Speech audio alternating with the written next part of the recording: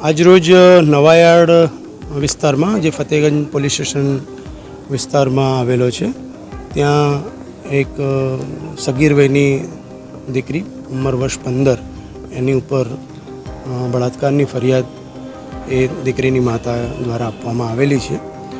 એ અનુસંધાને પોલીસે એના માતા પિતાને બોલાવી વ્યવસ્થિત પૂછપરછ કરી અને ફરિયાદ દાખલ કરી છે.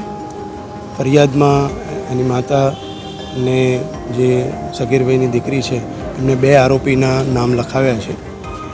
એ બંને આરોપી જે છે એમને ફતેહગંજ પોલીસ સ્ટેશન દ્વારા હાલ રાઉન્ડ અપ કરી દેવામાં આવ્યા છે. આગળની તપાસ ચાલુ કરવામાં આવશે.